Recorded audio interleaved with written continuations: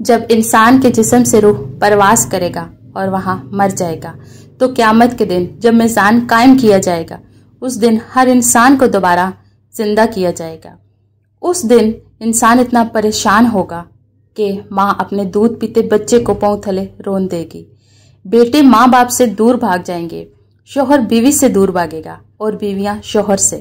اس دن کوئی کسی کا مددگار نہیں ہوگا، ہر شخص صرف اور صرف اپنی فکر میں ہوگا۔ جب میدان حشر میں تمام انسانوں کو دوبارہ زندہ کر کے جمع کیا جائے گا، اس دن ہر انسان کو اس کے نامہ اعمال اس کے ہاتھ میں تھما دیے جائیں گے۔ پھر ہر انسان اس نامہ اعمال میں ہر وہ کام دیکھے گا جس کو اس نے اس دنیا میں انجام دیا تھا۔ اس دن اللہ پاک ہر انسان کے نامہ اعمال کے مطابق سوال کریں گے۔ اس دن ہر انسان زبان سے بول نہیں سکے گا، اس کی جگہ انسان کے بدن کے اعضاء اللہ پاک کو جواب دیں گے۔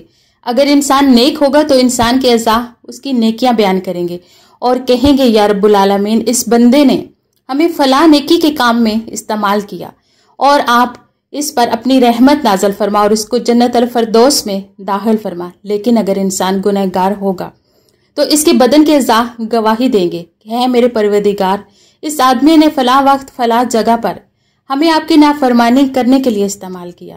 پھر فرشتے اس انسان کو جہنم کی آگ میں ڈال دیں گے۔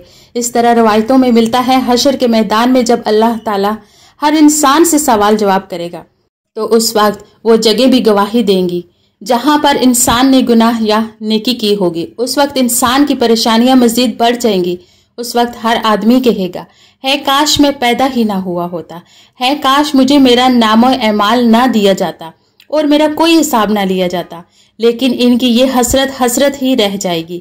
پھر اللہ تعالیٰ سب سے پہلے اور بعد والوں کو ایک ہی میدان میں جمع کرے گا۔ وہاں لوگ 40 سال تک اس حالت میں کھڑے رہیں گے اور ان کی نظریں آسمان کی طرف ہوں گی، سب فیصلے کے منتظر ہوں گے۔ نیک لوگوں کو ان کے اعمال کے مطابق نور دیا جائے گا، کسی کو پہاڑ جتنا بڑا نور دیا جائے گا، کسی کو کھجور کے پیڑ کے برابر اور کسی کو اس سے بھی کم نور عطا کیا جائے گا۔ ایک شخص ایسا بھی ہوگا جسے صرف پاؤں کے انگوٹھے کے برابر نور ملے گا۔ اس کا نور کبھی جلے گا کبھی بجھ جائے گا۔ جب نور جلے گا تو وہ پل پر آگے بڑھنا شروع کرے گا اور جب بجھے گا تو وہ اندھیرے میں رک جائے گا۔ پھر سب لوگ اپنے اپنے نور کے حساب سے پل صراط سے چلے جائیں گے۔ کوئی پلک جھپکنے کی دیر میں پار ہو جائے گا، کوئی بجلی کی طرح، کوئی بادل کی مانند، کوئی ٹوٹتے ہوئے ستارے کی طرح اور کوئی گھوڑے یا انسان کے دوڑنے کی طرح گزرے گا۔ جس شخص کو صرف انگوٹھے کے برابر نور دیا جائے گا وہ بہت مشکل سے گزرے گا۔ وہ کبھی چہرے کے بل گرے گا، کبھی ہاتھوں اور پیروں کے بل۔ ایک ہاتھ آگے بڑھائے گا تو دوسرا رک جائے گا، جب ایک پاؤں الجھے گا تو دوسرا کھینچ کر آگے رکھے گا۔ اس کے دائیں بائیں آگ پہنچے گی مگر وہ گرتا پڑتا آخر کار پل صراط پار کرنے میں کامیاب ہو جائے گا۔ پھر وہیں کھڑا ہو کر اپنے رب کی حمد و ثنا کرے گا۔ اس کے بعد اسے جنت کے دروازے کے قریب ایک کنویں پر روک دیا جائے گا تاکہ وہاں اس کی آخری صفائی ہو اور وہ پاک ہو کر جنت میں داخل ہو۔ ناظرین اکرام، آپ اپنے ذہن میں تصور کریں پل صراط تلوار کی دھار سے بھی زیادہ تیز ہے۔ یا اللہ، میں اسے کیسے پار کروں گا؟ اے میرے محبوب کے رب، اگر تیرا کرم ہو گیا تو میں بجلی کی طرح اسے پار کر جاؤں گا، لیکن میرا کیا بنے گا اگر تمہاری رحمت ہم پر نہ رہی؟ جن لوگوں کا ایمان کے ساتھ خاتمہ ہوگا وہ آخر کار نجات پا جائیں گے، لیکن جن کا ایمان برباد ہوگا وہ بنا توبہ کیے دنیا سے چلے گئے، ان کی نجات کا کوئی راستہ نہیں۔ اسی لیے ہر شخص کو ڈرنا چاہیے۔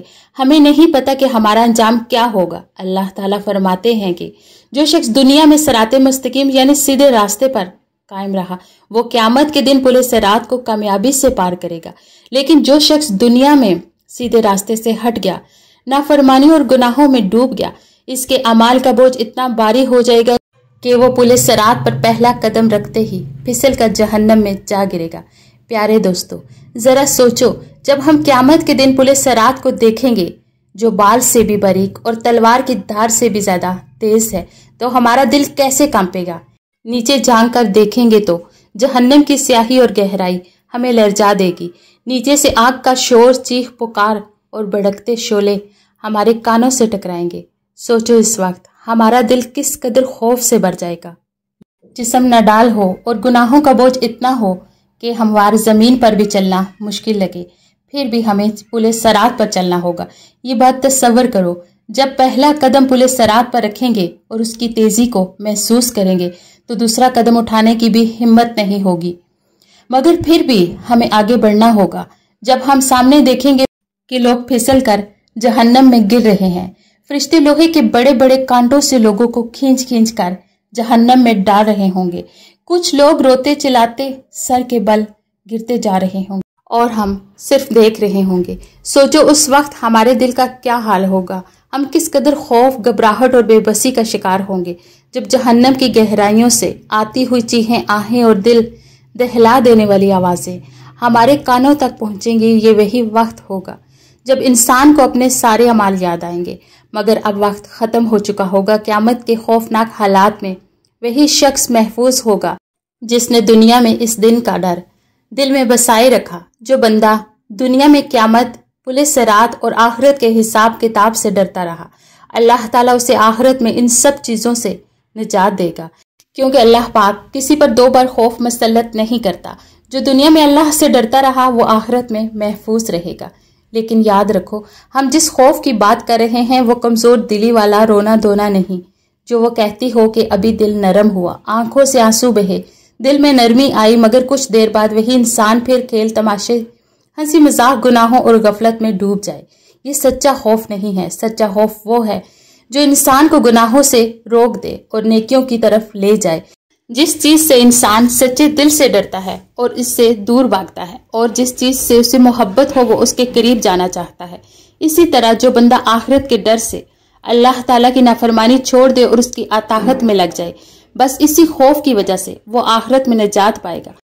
اور اب ویڈیو کے اختتام پر اللہ پاک سے دعا کرتے ہیں، اے اللہ پاک ہمیں جہنم کی آگ سے محفوظ رکھیں اور بروز حشر والے دن نیک کاروں میں شامل کریں، اور قیامت کے دن ہمیں اس پل کو آسانی سے عبور کرنے کی سعادت عطا فرمائیں، آمین۔